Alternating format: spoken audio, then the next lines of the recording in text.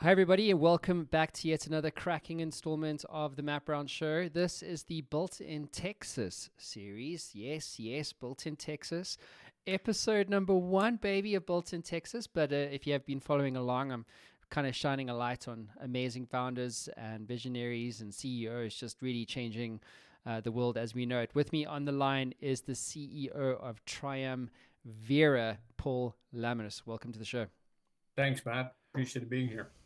So, Paul, you've got a very interesting background, and Triumvira is doing some incredible things in the cancer area, and we're going to get into all of that. But for our viewers around the world, Paul, who haven't heard about you or the amazing work that you and your team are doing, why don't you give us a bit about the backstory? Kick us off. What do we need to know? So I'm originally a transplanted Dutchman. So I did my medical and science training back in Holland. I moved to the US in 1992 when I was working for a Dutch pharma company. They asked me to become medical director for the US business. So I moved with my family to New Jersey initially, where I worked for about 6, 7 years. Then moved down to Texas to join a biotech company. And from there, I was there for about 4 years, and I moved up to Massachusetts, where I worked 7 years at a large biotech company. And from there, I went back to Texas, and in fact, moved first to Houston, from Houston to Austin to become CEO, president CEO of my previous company, which was also a startup here out of Austin. And that went really well. Raised a lot of money, brought the company public on NASDAQ, which was interesting experience as well. Unfortunately, we had toxicity in our first clinical trial. That sometimes happens, and so we decided to stop the study. We had to stop the study, and then from there, we then decided to merge in a reverse merger, so to say, with a company out of Cambridge, Massachusetts, and we closed the doors in August of 17. Then I was consulting for a few companies. As part of that, I was urged to go to Toronto and meet the co-founders of Triumvera. One was Professor Jonathan Bremson, who is a T cell biology expert in the space, and Brian Bloom, the CEO of Bloom Burton, an investment advisory firm out of Toronto. So based on the story, what I knew, the data that I read, the papers, I was really intrigued by the opportunity to build a company, the team around it. So I joined January 1st, 2018 as president CEO. At that time, there were two scientists in Professor Bremson's lab who were employees. I was employee number 3. And right now we have 73 people, roughly 40% between the US and Canada, which is exciting. So it's a great team. And the role of the CEO is very simple. You have to build a team and raise the money. That's it. So so that's how, it's a quick overview of how I got to where I am right now. Thank you for that, Paul. So let's get into what you're doing at Triumvira, which is truly remarkable from my experience. But I'd love for you just to paint a picture of like the problem here. So this is really about cancer treatment, and we understand that a lot of cancers don't have adequate therapies. But I'd love it if you would take the reins from me, Paul, and just from an expert point of view, like what's the problem here that you guys are solving? Sure. So I would say almost about 100 years ago, some scientists were thinking about, could we use a patient's own immune system to target their own cancers? And there were some gaps and also obviously some trial and error literally, and it turned out to be more errors than success stories. So that idea was almost abandoned till about 15 years ago, when some key scientists at MD Anderson, some other institutions, found out that you can actually basically make T cells, which is part of your white blood cell population in your body, could basically make them identify, find, and kill your own tumor cells. So that basically became what we call T cell therapy. And T cell therapy has literally taken off as one of the most exciting new fields in the cancer therapy arena. We all know, look, you can take chemotherapy to try to kill a lot of cancer cells, and it does kill a lot of cancer cells, but it comes at a horrible cost because the side effects are just horrendous. And you're losing hair, losing weight. It's just a real tough experience to go through. So people try to find better mousetrap to how to treat cancer. And this immunotherapy, as they call it, is really the next wave and the wave of the future. Several products have been approved, especially for the treatment of what you call blood cancer, so lymphomas and leukemias and multiple myeloma and another blood cancer, very effectively with high success rates and an acceptable risk profile, although it's not without risk still. And we are really in the forefront of developing this same kind of T cell therapy, but then for solid tumors, whether it be pancreatic or lung or ovarian or colon and gastric cancer, all very high cancers with high unmet medical needs, because we all have friends and family who are dealing with these things. And unfortunately, we lost quite a few people because they're still very deadly cancers. And so it's an exciting look, and what is more exciting than wake up in the morning, jump out of bed, go to work to try to find a way to treat these horrific cancer types. Mm. Yeah, it's a difficult thing to do. I would imagine. I mean, anything in this particular space is pretty hardcore. So, I mean, how big is this problem? If you were to put like a dollar value on the opportunity that you guys are going after, where would you put that roughly? Well, I think that, at the end of the day, I mean, currently, if you look at the total cost of cancer therapy in the US, you're talking about almost $80 billion. I mean, it's massive. And it's not purely the direct cost of the therapy, there's also associated costs. I mean, the scans and all the whole teams that are surrounding a cancer patient nowadays, it all is extremely expensive. So if we are able to have something that is effective, is very safe, it's easy to take, you can minimize hospital costs, you can minimize the cost of the therapy alone, the total cost of therapy, not just purely the product or the drug, but also all that comes around it, then we can have a massive impact on cancer care and also the cost of cancer care, and that would be a huge benefit, obviously. Mm-hmm. So how does it work? How does this? So I can tell you it works. So basically what it means is, so you take a cancer patient, you take blood from a cancer patient, then out of that blood, you send it up to the lab. In the lab, you basically isolate those T cells or part of your white blood cells. And what you do then is you basically genetically engineer those cells to express a certain protein on the surface of these cells. So they start making that protein, the cells themselves, they express it on the surface of these T cells. Then you expand them in the lab until you have billions of those cells. And then you send it back to the site where the patient gets his own cells reinfused into his own body. But now those cells identify and recognize and identify and kill their own cancer cells. This is the ultimate personalized medicine, if you want to look at this. It's, now you're still looking at specific targets. So as an example, our key program is focused on HER2, which is a very well-known target, especially in breast cancer and gastric cancer. Herceptin was approved about 25 years ago as a cancer therapy targeting HER2 specifically on breast cancer. That was then expanded into gastric cancer. And that product Herceptin has been very successful, but now there are newer products on the market that do even a better job of targeting that HER2 target that we have identified.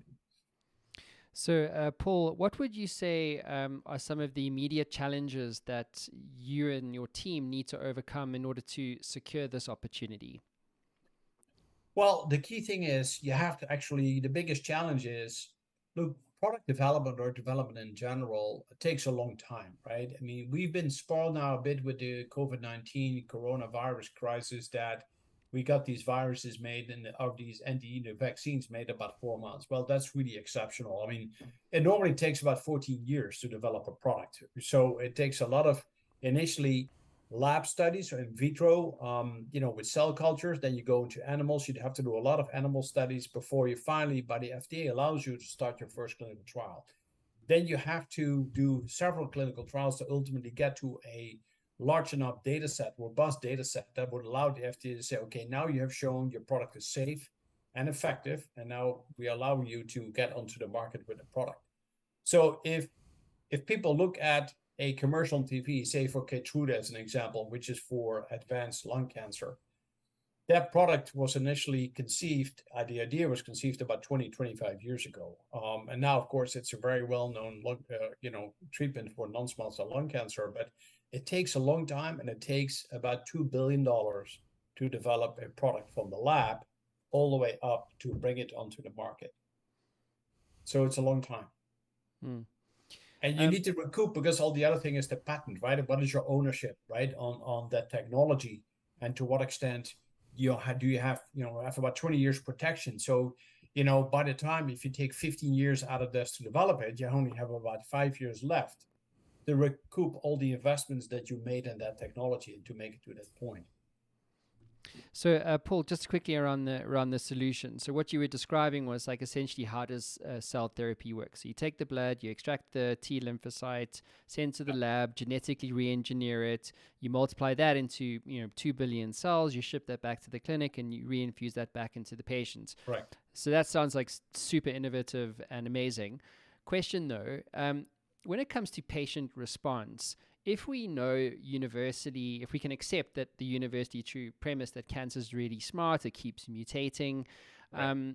How true is it to say that what you're really enabling is a unique patient-centric response from the body to combat this mutating cancer? Well, look, it all comes back to the presence of that target. In our case, HER2, as I mentioned earlier, on the surface of these cancer cells, right? So, not all these cancer cells will express that same target. One, so there is what you call heterogeneity within the tumor itself, right? Some cells may express it a lot, others may a little bit, and others may not express it at all. So you may be very much, dealt a situation where you can really kill a lot of cancer cells, but at the end of the day, there's still enough other cancer cells left, right, to progress. We should not forget, Matt, that if you can see a questionable nodule on an X-ray, right? You say, okay, our human eye can discern about 1 millimeters, right, in diameter, in a little bitty dot, right? A 1 millimeter cubic cancer has 1 billion cancer cells. So if you kill 50% of those, you have killed 500 million cancer cells, but there's still 500 million left who can still outgrow again or can spread to the body. So it's, cancer, curing cancer has always been people's idea with the whole cancer cure initiative from, President Nixon back in 1971. Everybody wants to do it, but curing cancer is tough.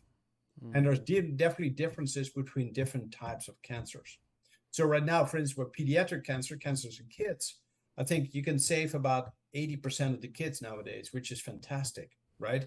And depending on some cancer types, for instance, take testicular cancer, where guys basically survive almost 100%, versus pancreatic cancer, where after 5 years, you have a survival rate of about 5%. It's really, really it's a very difficult cancer to treat. So, what has changed, Matt, especially, let's take an example, breast cancer. We call it breast cancer because it was cancer in the breast, right? Now, by the way, guys can also get breast cancer, right? It's very rare, but it's not just purely women. Anyway, it's 100-to-1 ratio. But anyway, nowadays, an oncologist can tell a breast cancer patient, you have this specific type of breast cancer, because we do all kinds of analysis. We take biopsies, we diagnose her with breast cancer, we do all kinds of genetic analyses and say, you have this specific one, which means is I'm not going to try to treat you with the following 7 or 8 or 10 therapies, because they're not going to do anything for your type of breast cancer. So I'm saving you, the horrific side effects of chemo and other stuff, because I can do both of the way your genetic makeup of your cancer type. I will try to treat you with this, because this may have a very good chance of getting your tumor under control. So there has been a lot of progress in the last 15 to 20 years in that respect. Mm-hmm. We used to throw chemo at everything just to try to stop the growth, right? So, and that's still, look, more than 50% of all cancer patients in the world are treated with these kind of chemotherapy agents in an attempt just to stop the growth of the tumor, but it comes at a horrific cost. The quality of life is really, really miserable. Yeah, if I may, Paul, funnily enough, a friend of mine, I used to live with her when I was back home, and her husband was diagnosed with cancer from when he was 16. His name's Josh Reynolds. And it's so weird, like I'm having this conversation with you today because he passed away today. Oh, sorry to hear that. Sorry to hear that. No, it's like yeah, it's good. I get it. And the story with him was, and like it's interesting to talk about the innovation and the product, but you got to try and like map this back to like a patient, because I think it starts to become real for everyone. And so you know, he was diagnosed when he was very young, and he's been trying to manage his disease ever since. From having like the whole thing cut out to, you know, losing like whole parts of his intestine to chemo, like he like really did it all. And unfortunately he succumbed. And I think about Josh now today specifically, and I think about the journey that he went on because there wasn't a viable alternative. You know what I mean? Like it was. No, I fully appreciate that. And so so it's right. There is the need for constant innovation, constant advancement of the science and understanding of cancer and how to best to control it, to combat it. I mean, it's tough because George, no doubt, went to years of different types of therapies, right? And went to, had to, no doubt, undergo some, a lot of procedures, have to deal with the side effects, the poor quality of life, being tired and nauseated and, you name it, all the stuff that comes with some of these therapies. Because the hope is still there, to try, we're going to beat this disease, right? But that's actually where I was going to go, Paul, was like, what is the hope here? Because is this about giving, people who are suffering with cancer hope? Like this is actually something different to the, let's just say tried and tested. Everybody knows about it. We all know that there's side effects, lose your hair, and you're probably not going to make it. You know what I mean? Like if you don't. Yeah. So look, ultimately, I think where the direction that has been taken in cancer treatment and research over the last, say, 5 to 10 years is, can we make cancer into a chronic disease with a good quality of life? So you can control the outgrowth of the cancer, the spread of cancer, but still give patients a great quality of life, right? I mean, so, and look, it all depends on what stage are patients being diagnosed? One, right? So doing diagnostics tests, I mean, it's like simple. I mean, if you turn 50, you can have a colonoscopy done to see if you have a higher risk of colon cancer. Well, people say, well, it's an invasive procedure. Guys, I mean, it is just a colonoscopy. Okay, you have to empty out your bowel sitting on the toilet one night, but after that, you get a clean bill of health for 10 years, and you don't have to come back in 10 years for that. Colon cancer is the third biggest cancer type, in the world, right? It kills so many people. So if you can do preventative stuff, that would be awesome. It's the same with Gardasil for cervical cancer as an example. As another, if we can protect girls from getting that in the first place, why would you not do that? So I think and some cancers are notorious for being discovered late. Ovarian cancer, perfect example. So it all depends on, people making sure that you go and go and see your doctors. And look, women go to the OBGYNs twice a year as the primary care physician. The average guy goes to a doctor once every 5 years, which I think is utterly ridiculous. And that's something that we need to change. That's an educational thing about, you can maintain longer health if you do your regular checkups. Agree. Especially when you're over 40. Exactly. Yeah, no. So, Paul, when you took over back in 2018, there were 2 employees. You guys are now 70 employees. I'm curious to unpack with you, like, where are you guys in terms of clinical trials? And what's the kind of immediate feedback that you're getting from real people? Yeah. So we started the trial. We are in what you call phase 1, which is the earliest clinical trial pace. And you go from phase 1 to phase 2 to phase 3. And ultimately, phase 3 trials or a larger phase 2 trial can lead to an FDA approval. So we're in the early stages. We started the study last year. The biggest challenge in running cancer trials, and that's really important, Matt, is only 2 to 5% of all cancer patients take part in clinical trials. And, unfortunately, that has to do with also, that patients don't get adequate information either from the current prescribing or treating physician about the opportunity to participate in clinical trials. Once they're in a clinical trial, then they know a bit the system, and perhaps their cancer might progress, and they go online. There is a clinicaltrials.gov, which is a government-run website that shows all the cancer trials, and you can type in and you can do searches, and people then are really trying to find what next trial can I participate in, right? But unfortunately, only 2 to 5% takes part in clinical trials, which is a really, really low number given the high incidence of cancer, which is really a pity. So that's an educational thing. I often feel that as a pharma and biotech industry, we need to do better as informing patients about the existence of clinical trials and how to again, it's an educational thing. I mean, what is cancer? How can you get cancer? What kind of cancer do you have? If God forbid you're being diagnosed, I mean, how can you deal with this in the best way? So, and of course, you have a lot of cancer societies, from American to so many, subcategories of societies and foundations that provide a lot of very useful information. It started with WebMD type thing, and suddenly everybody knows what the kind of therapy they like to be treated with. But so I think education is really critical.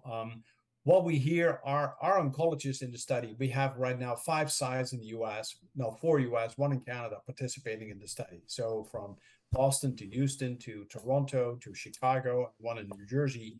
And these, what you call principal investigators, these oncologists, right, are extremely excited about the study because there's very few cell therapy studies yet in solid tumors. Like we're targeting, of course, HER2, which we're targeting breast, colon, gastric, gastroesophageal junction. There's pancreatic, lung. There's so many tumors that overexpress that HER2 target that we're talking about. So we're getting patients in now. Also, the role of the FDA is very important as well, right? So your phase 1 is really to show safety. Is it safe? So you do what you call dose escalation. So you start with a really low dose, and then you go up, and up and higher until you have reached what you call the maximum tolerated dose, or what you call the recommended dose for phase 2, for the next step. So it's a long process. FDA wants you to be really slow when you go to this dose escalation step, because they're concerned, God forbid, you don't want to have some serious toxicities in patients, right? It's different than in animals, right? We have treated and cured so many animals, it's ridiculous. But mice is something different in humans, right? So I think that they want you to be slow and steady and before you go up. And once you have that recommended phase 2 dose, you don't have some of these slow down restrictions, and suddenly you can, we're adding 5 more sites to the sites that I just mentioned, because we think we're going to have so many patients that are interested in oncology who want to refer us to take part of that clinical trial. Just while you were talking, Paul, I actually went to clinicaltrials.gov and I put in their search cancer. And then I put in there, we even went further, I went into like recruiting. There's 18,597 studies. Yeah, it's astonishing. Like now, today. Yes, it's correct. Amazing. It's unbelievable. I know. It's really amazing. It's not just great for patients who do have cancer and try to find a clinical trial, but also for general. I mean, look, unfortunately, we all know family members or relatives that are facing this disease, or we have lost them to disease, like you mentioned, George, today.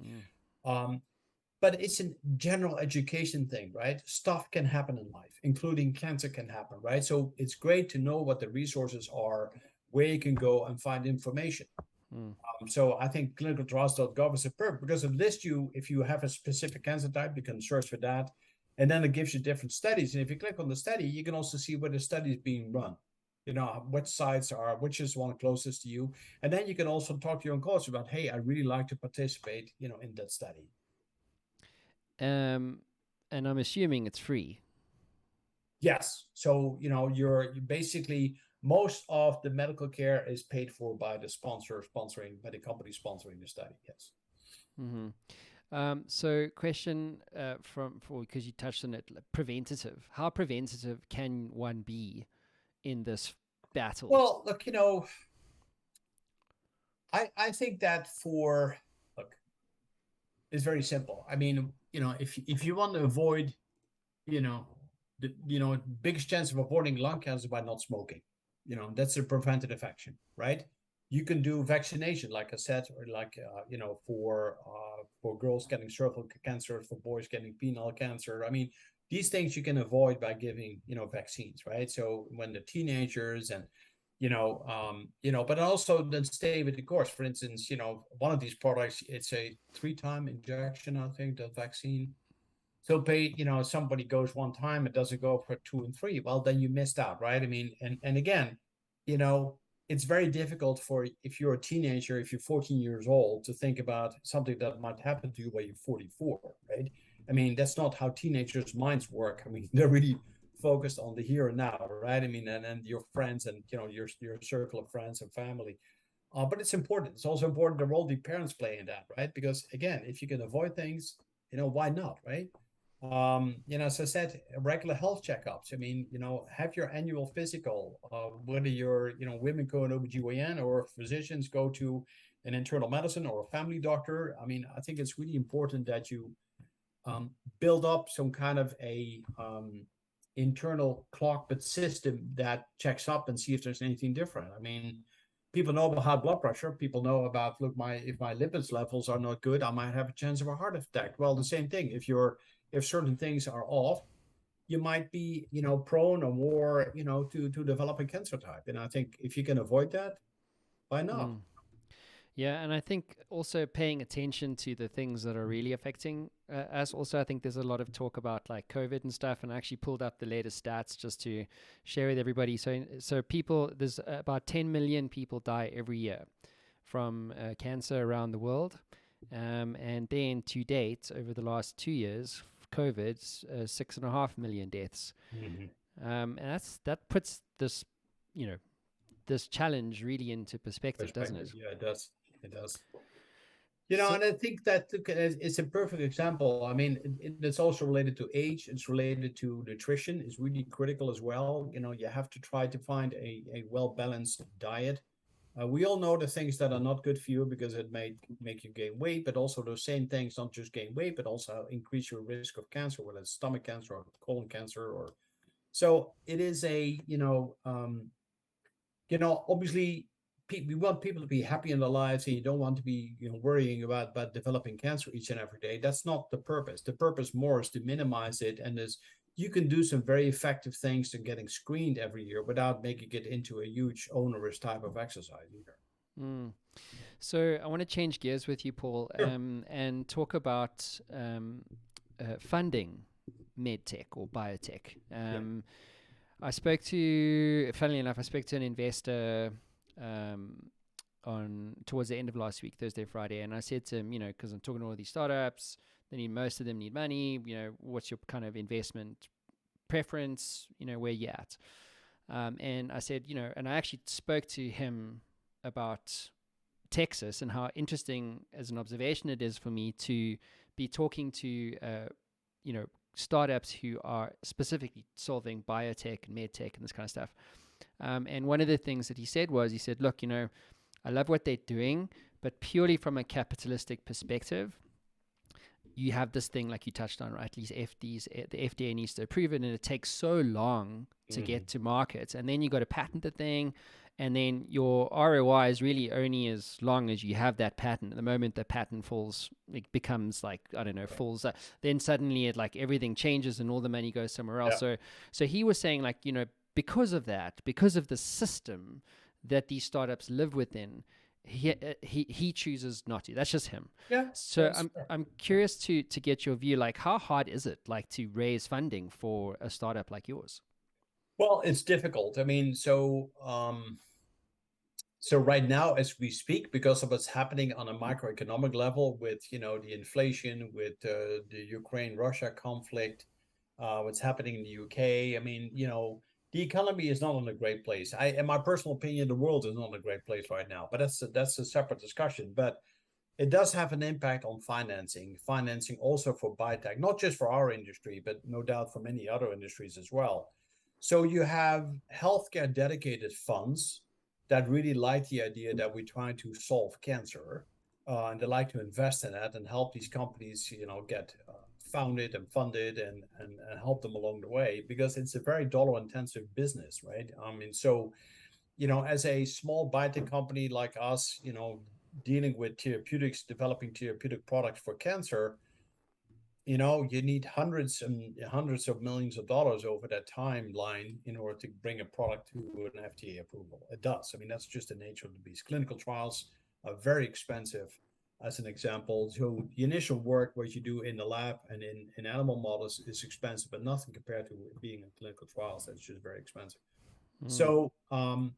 So what you do is basically you focus on venture capital funds that have an interest in being involved in life sciences and biotech in particular, and then in particular in therapeutics. As you said, your investor that you spoke with, I'm not surprised. There are investors said, look, developing a therapeutic, it takes you about 7 or 8 years to get a product approved. And it takes so much money. So I have to wait so long to get a return on my investment, whether I invested earlier on or even in your Series A's and B's. And that's not what we want to do with our fund, right? Our fund has a shorter outlook. So a lot of people say, well, I can invest in Apple and Google and see more products approved in 8 years than I can have with one in biotech. I mean, but it's a different type of thing. I mean, look, Apple may come out with a new version of iPhone every year or every other year. It's difficult for us. It's just a different process. Because you need to realize, if you purely look at the funnel that we go to, if you take 10,000 chemical compounds manufactured in a lab, ultimately only 2 of those make it to the market. So it's a very tough process. So the funneling is really steep, and ultimately it really bears it down to being 1 or 2 products make it to the market out of those 10,000 compounds that you synthesized in the lab, right? The chemist. So it's just tough, right? Because at the end of the day, the role of the FDA is to protect the public, from a safety concern, right? I mean, so therefore they're very, it's amazing what all the things that you have to do as a company sponsoring a product development like this. And so there are very difficult and tough regulatory, requirements, but they're understandable because the FDA's role is to protect the American public from undue, we all know in the past about some of the disastrous things that happened with certain products that were allowed to market and had to be pulled because of, life-threatening and even deaths associated with a certain product. So that's the role the FDA has, and the FDA takes that really, really serious, and they should. By the way, while you were chatting, I actually pulled up the stats about how much venture capital is going into the space, and turns out more capital than ever has gone into that space, despite it all, right? Because I think the number here is, this is on svb.com, record $86 billion in venture funding for healthcare companies in the last, in 2021. 2022, that number it's actually increasing, and then also the average funding raise is also, it's the highest it's ever been in history. Yeah, correct.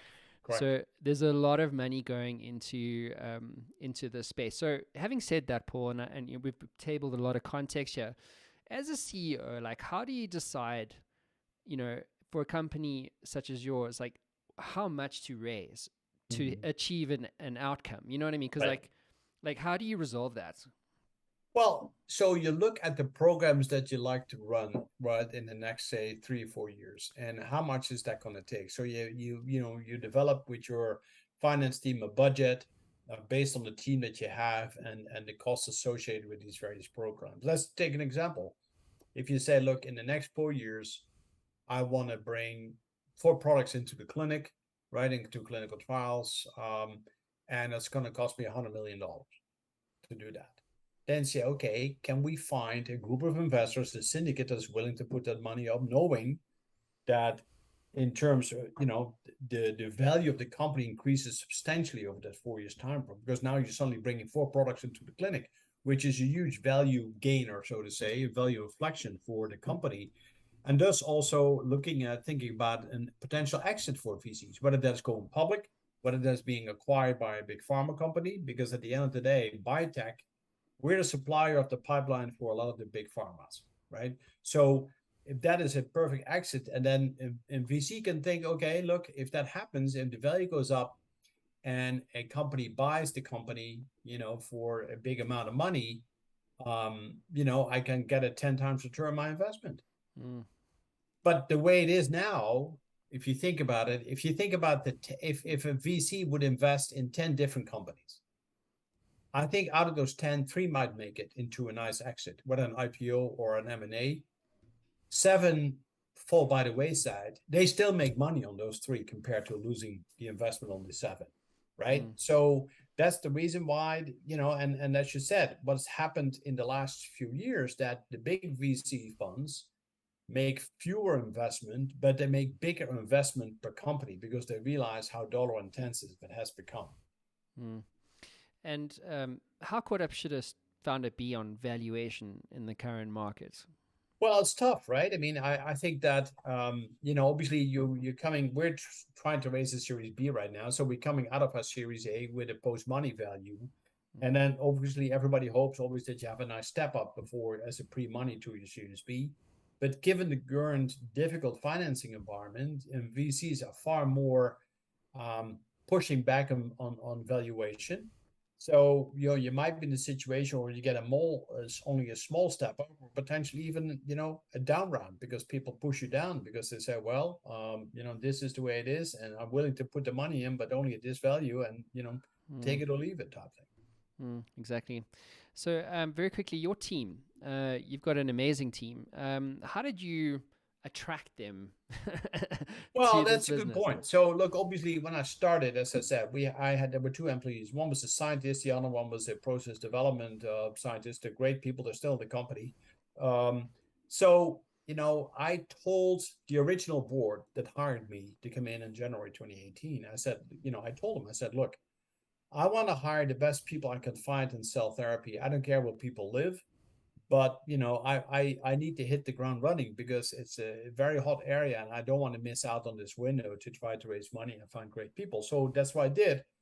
So we start adding more scientists in Hamilton, Ontario, and we moved the 2 scientists out of Johnson's academic lab into a separate, standalone, beautiful building that just opened up. We were lucky at that, and then we keep growing there. So now we have like 34 people there or so. And then in the US, I hired people I identified, great people that have a lot of experience doing this kind of product development that we're doing. And so I have people now from San Diego to Boston, from Seattle to Florida, and it's working well. So we started to do social distancing, Matt, before it became an issue because of the pandemic. We're already doing it, and it works because everybody knows what needs to get done. Everybody can work effectively also from home, sitting behind a computer, right? I mean, last year, because of the pandemic, people raised $200 million in IPO while sitting behind their computer at home instead of doing the road shows and trying to go crazy around the country and meeting with people. And, I've done that myself once, and that's a crazy thing. But now it's people are more and more relaxed. We're now back into the idea that we have a corporate headquarters in Austin. We have about 11 people in Austin, 12. So now we're back in the office on Tuesdays and Thursdays, and the other days people can work from home. It does help. Look, I think it's fun to be together with team members. I mean, it gives a bit of a spirit of, doing things together. So that I like that personally. Other people are fine just being remote. I understand that too. And now it's more you need to be flexible to attract the talent, right? And I think it's not about hiring people, it's hiring talent, right? Really people that can make an impact on your growth and success in the coming years. Just to stay with this, I had David Shonthal on the show. He's a former VC. He's now director of entrepreneurship at Kellogg University. Basically, teaches kids about how to build and scale businesses. And this whole thing about, distributed workforces and, how do you scale culture when everyone's sitting at home, and he shared an interesting story. He's like one of 3 brothers, and they're all like doctorates or PhD people, talents. And his brother actually studied how religion was scaled. And because if you want a reference, how the hell did you scale culture of Christianity, for instance, or Judaism? And one of the key things is actually a ritual. So you go to church on a Sunday, so it's a ritual. And over time, many thousands of years, that's how you scale culture in a distributed way.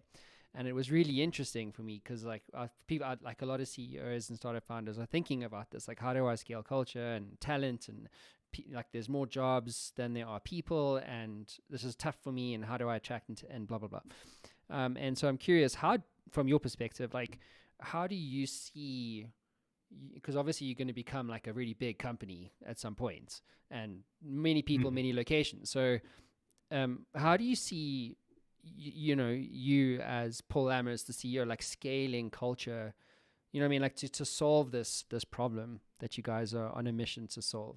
Well, it's a great challenge, Matt. I can tell you that. Look, what I've noticed over the years is that, and I tell people I want to interview them, right, for a job. Mostly they meet with, the of course they are direct managers and other people in the team, and then oftentimes I'm the last one just to feel if I think the person would fit with the current culture that we have, right? So, and I said, look, I'm the CEO, but I'm Paul. I'm a member of the team. I'm a big believer in teamwork. I think that is so critical because the sum is truly more than the individual parts together. And also I said, look, if there's something that I actually hate is micromanagement. I hate being micromanaged myself. It happened to me, and I hate micromanaging other people because I can ask you, Matt, to do something, but I'm not going to call you 3 times a day, Matt. Have you done this? Have you done this? Have you done this? Because it drives you nuts. It drives me crazy, right? And it is so counterproductive. So I hire people based on what they bring into the organization, based on their skills. And then I trust them. I give them to say, okay, I want you to do this, right? And you're responsible for this. The only thing, and people love it because people are allowed to work independently with their teams to get things done.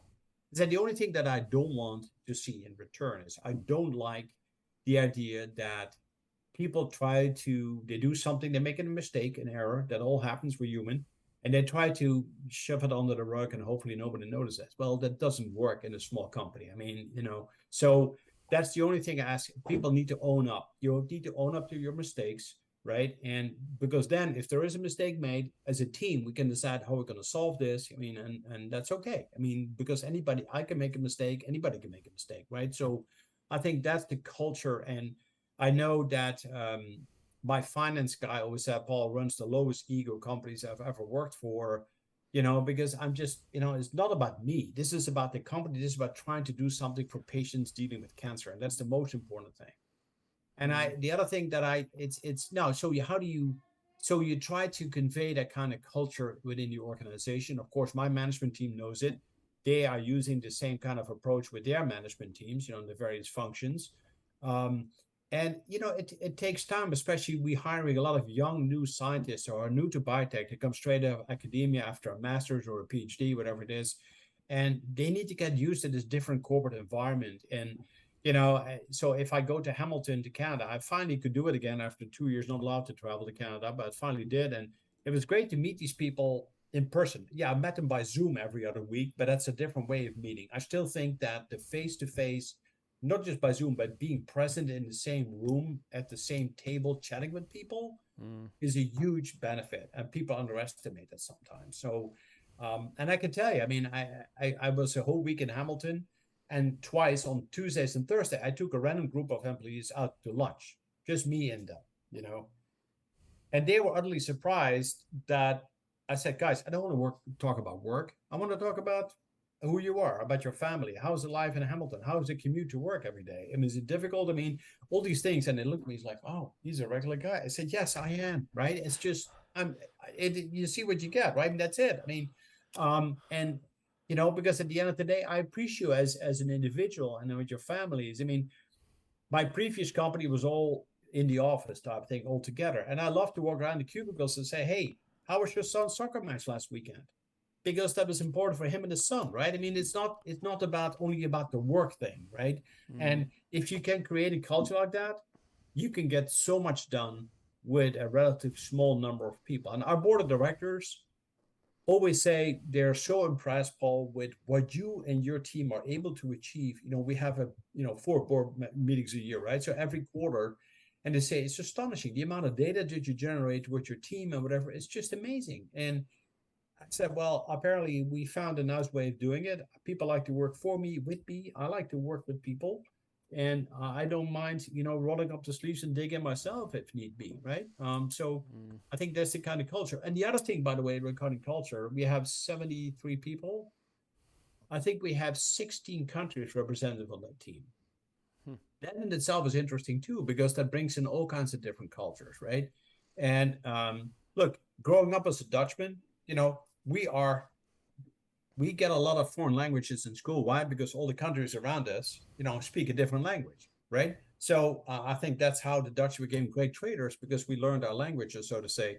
And the same thing, I want to learn from somebody who comes out of Ethiopia, as an example, right? I mean, they bring other things to the table, but it's recipes, as an example, simple recipes. I mean, it starts simple, but I think the whole concept of how you look at the world, at people, at the community, every country, I think, has its own culture of dealing with this, and I think you can learn a lot from that.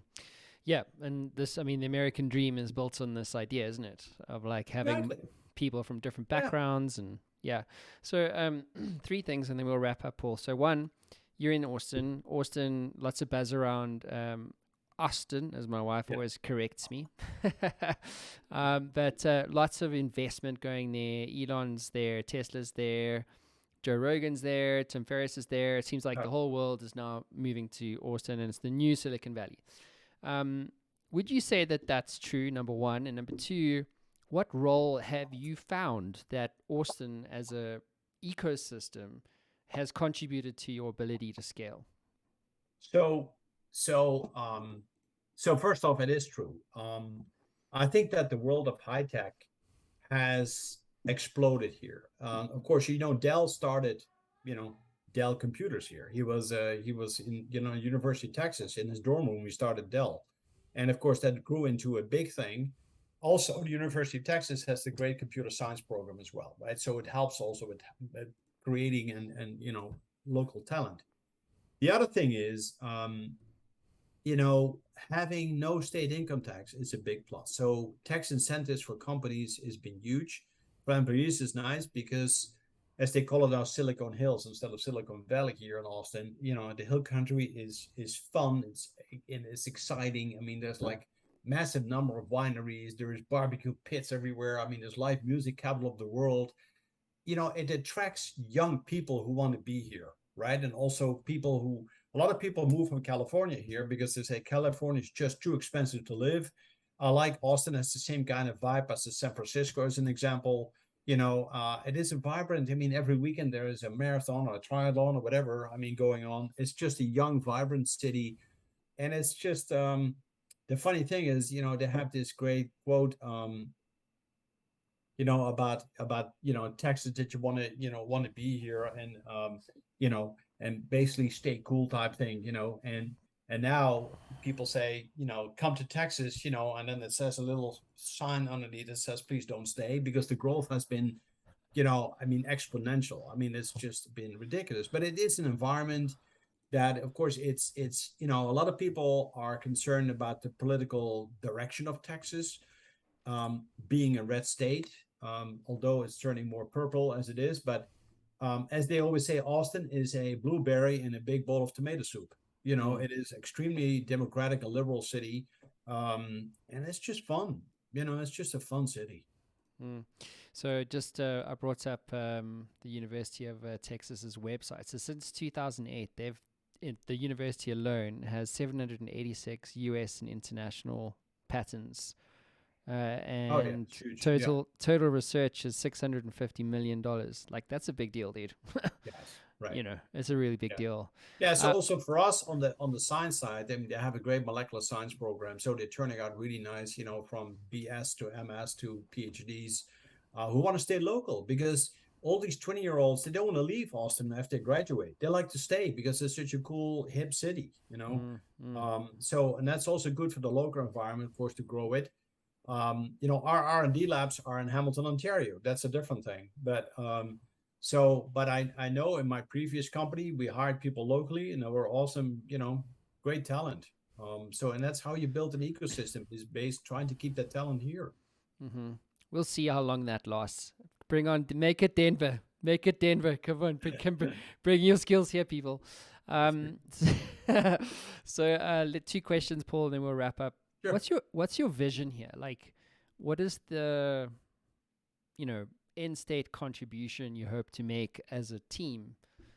So to the I world? hope as a team that we can bring several of these cell therapy companies actually to approval and onto the market that addresses high unmet needs in key cancer types, whether it's bringing breast or gastric or lung cancer, pancreatic cancer. That would be absolutely fantastic. I mean, and look, people ask me, Paul, do you want to grow the company and start marketing the products yourself? I said, look, I don't mind doing that. But the reality, as I said earlier, we are, the farm school for pharma, right? We bring in the new pipeline products for pharma. So if we get to a point where a pharma company says, look, you have very interesting products and we like to acquire you, right? If it's good for the insiders, for the shareholders, then by all means, we should seriously consider that. But do I mind going, start marketing a commercial ourselves? No, not at all. I mean, we can further expand the company and get great marketing and salespeople involved. I mean, so I'm not adverse to that either, but I think the reality is such that a lot of biotech companies are being acquired by pharma, and it could be really good wealth for employees and for shareholders and anybody, right? Yeah, I 100% in your camp. Go do it. Like, because if you can, get the investments and the customers and the relationships and the strategic partnerships, and they take your IP and like everybody wins and you can get there faster, like go and do that. Right. So Paul, last question. Why do you do what you do? Like what, gets you out of bed in the morning? Well, I have 3 adult, daughters, married, 2 have kids already. And also when they were in high school, I always told them the most important thing in your job is to wake up and have fun, to jump out of bed and go to work. I mean, that is absolutely critical. And I think for anybody who has a job, right? Because, look, we spend 8, 10, 12 hours a day in the office, whether you sit behind your desk and your laptop or you're in the office, the actual office building. At the end of the day, it's a hell of a lot of time, out of your day that you spend on work. So I'd rather be doing something that is fun. And also at the end of the day, try to find something to treat cancer. What better is there, right? I mean, look, I've been involved now in product development in pharma biotech for 33 years. I've done a lot of different therapeutic area, but to work on cancer, man, that is really something that makes me get out of bed and go to work. Yeah, I agree. And couldn't agree with you more. I think we need more people like you, more people, more talent, focused on this. I've learned a lot. I'm super encouraged from the conversation today, Paul, and what you guys are solving is a real problem. No, you're welcome. It was great to chat. And so thank you. Really excited to see where you're going to go. And thanks everyone for tuning in. We'll see you all again soon. Ciao. Okay, great. Okay, bye, Matt.